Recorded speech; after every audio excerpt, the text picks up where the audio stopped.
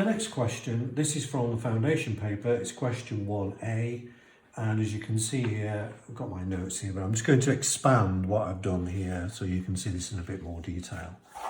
So in this question, we're asked to prove that n plus 5 all squared minus n plus 2 all squared is identical, same as the previous question, and this time 8n plus 3 in brackets. So this time we've got a pair of double brackets. So let's start with n plus 5 multiplied by n plus 5. And then we're going to take away from that n plus 1 and another n plus 1. And with the same with the previous question, if we do all this and simplify it, we should end up with that. So let's expand this, foil or box, whichever you prefer. If I use foil, we do n times n is n squared. N times 5 is plus 5n. We have another 5n there. And then 5 times 5 is plus 25.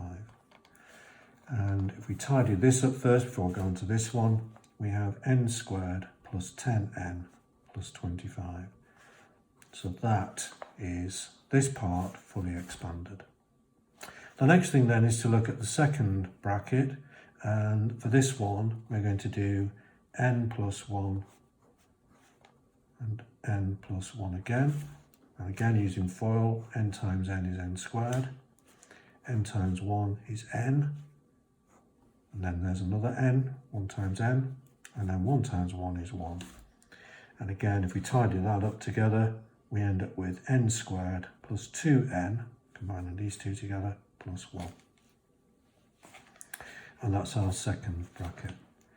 And you can see on this side, we have to take away this expanded bracket that I've just done from this. So let's just write that out fully then. So we have n squared plus 10n plus 25.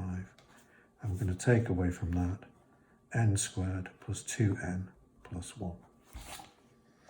Okay, so looking at, if we just look at these one by one, the n squared take away n squared, they've gone.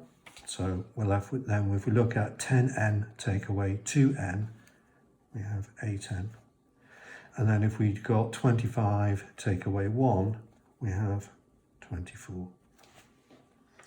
Now that obviously is the answer to this side, but it's not the same as the right-hand side. So we have to factorise this to make sure that it looks exactly like it is in the question. So studying the two numbers, the 8 and the 24, 8 is the common factor, so that means we can write 8 outside the bracket to factorise it. N would go inside, and then 3 times 8 is 24.